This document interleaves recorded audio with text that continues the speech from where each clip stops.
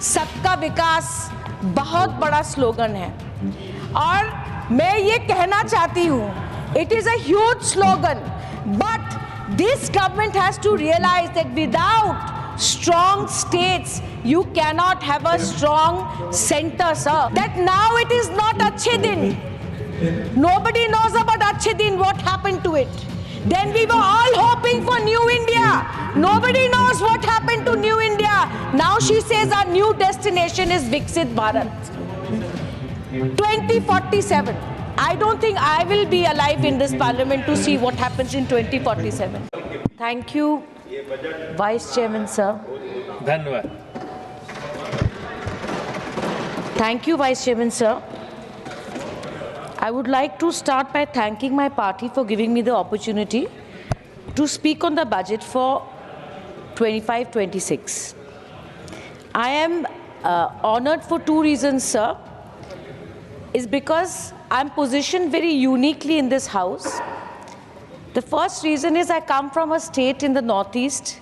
My vote is in Assam, but 50 MLAs from across Bengal have voted me into the Council of House, and I thank my leader Mamata Banerjee. The second and the most significant reason why I'm positioned uniquely in this house is because when I look to my left and see so many members of parliament who come from the northeastern states, they tend to remain silent on all the ailing issues that the 8 states of northeast face.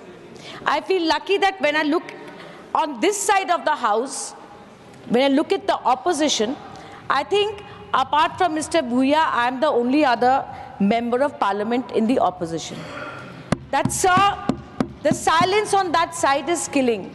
Not a word on what happened on Manipur, not a word on what's happening in Assam and the NRC, not a word on the Nagaland Accord, not a single word of sympathy, not a single word of apathy.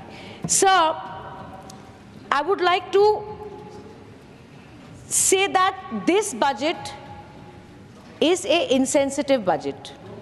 Insensitive to the people of the country and more insensitive in particular to the northeast of India. I heard Prime Minister Modi say after the budget that the sop that has been given to the middle class is going to have a multiplier effect. But when it comes to the northeast, all the things that ail this nation, whether it is price rise, whether it's unemployment, whether it is lack of investment, the only multiplying effect I know is all these problems multiply as we go towards the northeastern states. So I would like to say that it has consistently been the vision of the government of India that they have given the states of northeast special status and special focus.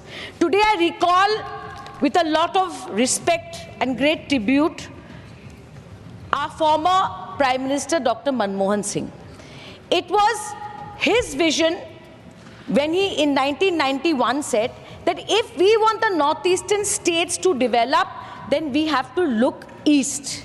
What he meant is that northeast was the gateway to Southeast and East Asia, a landlocked region of India that if it had to trade, if it had to create employment, if it had to attract investment, then we have to look east. Whatever efforts were made by Dr. Manmohan Singh's government over decades has been undone by Prime Minister Modi by one single incident in one state, which is the state of Manipur. Shame. Sir, Prime Minister Modi changed look east policy to act east policy. But today, till the gateway to Southeast Asia, which is the state of Manipur, continues to burn, act east policy is destined to fail, sir. It is destined to fail. And I would like to say that today, our security concerns with China, the political situation in Myanmar, the political situation in Bangladesh, I can tell you with great surety that the prospects of the economy of the northeastern states growing is rather dismal. I heard the Honorable Finance Minister talk about Bihar. I heard the Honorable Prime Minister talk about the middle class with the Delhi elections which were due. But I never once heard the name of Manipur from the Finance Minister, where 60,000 people have been displaced, where hundreds of people have been murdered and butchered and women raped and children who are out of schools. Thousands have fled from Manipur to different parts of India, sir. Whether it is Calcutta, whether it is Assam, whether it is Delhi. Today, sir, what the Finance Minister should have said is not just Bihar, but she should have promised a comprehensive package for the rehabilitation of Manipur, which she did not. There should have been a comprehensive package, because what happens to Manipur impacts all the northeastern states. Today we cannot accept just the resignation of the Chief Minister as a solution to Manipur. And if the Manipur tapes are investigated, we will see and we will find out, and we want to know if it was state-sponsored mayhem that was created in Manipur, sir. Sir, I come to the cuts in the budget. The non-lapsable central pool for funds, pool of resources has been slashed by 30%. The Northeast Special Infrastructure Development Schemes have been slashed by 39%. Special Development Packages slashed by 28.8%. PM Divine Development Initiative for Northeast slashed by 36%. Sir, grants to autonomous councils slashed by 96.6%. Ministry of Home Affairs decreased by 45.6%, and I can go on and on and on and on and on. When is this lip service to the northeastern states going to stop? I want to know from the Finance Minister. Madam tells us that now it is not Achhe Din. Nobody knows about Achhe Din, what happened to it. Then we were all hoping for New India. Nobody knows what happened to New India. Now she says our new destination is Viksit Bharat. 2047. I don't think I will be alive in this parliament to see what happens in 2047. Sir, I want to raise an important issue about my own state, the state of Assam. I thank the government for giving us a urea plant. I have no problem with it. But this government has systematically destroyed the public sector enterprises in the state of Assam. 2 paper mills owned by the Hindustan Corporation has been shut down. We heard about Advantage Assam from Honorable Member of Parliament who just spoke before me, and I want to say that more than 50% of the investment that Advantage Assam has attracted are from public sector undertakings and not private investments, sir. Today, we had heard that all the capitals of the northeastern states will be smart cities. Let me give just one example, and Kalita ji is here. One flash flood in Guwahati, and an 8-year-old boy falls from the scooter and gets drowned in the current of water. A flash flood, sir, in Guwahati. I want to say where the FM, the Finance Minister, talks about Heal in India and medical tourism.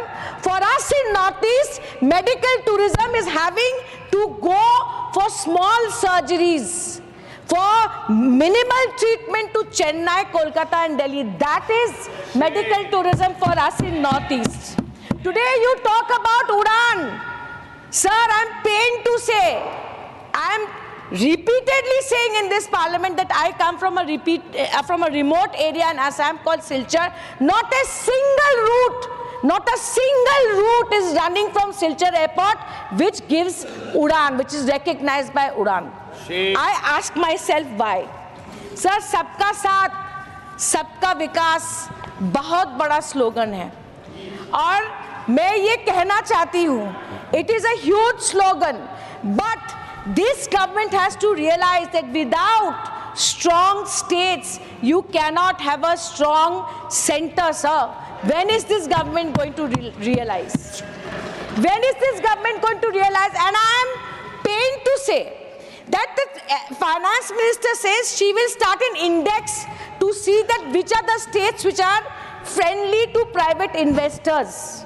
I ask her that एक और indicator उसमें लगा दीजिए वित्त मंत्री जी कि the states you deprive, the states you deny, and despite that, the states that thrive like Bengal, add that indicator and you will see that Bengal is ready.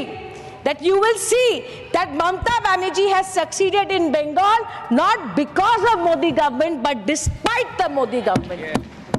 और मैं ये कहती हूँ असम के लिए भी एक इंडेक्स करिए कि असम में जो इन्वेस्टमेंट्स आ रहे हैं सर, असम में जो इन्वेस्टमेंट्स आ रहे हैं उसके लिए एक नया इंडिकेटर बनाइए सर। उस इंडिकेटर में हमें ये दिखना चाहिए कि असम में जो इन्वेस्टमेंट्स आ रहे हैं, how many investments at the back of how many investments do we have the BJP political leaders money today, whether it is schools, today whether it is hotels, BJP के कितने नेता है इस इंडेक्स में जिनका पैसा आज आसाम में लग रहा है सर?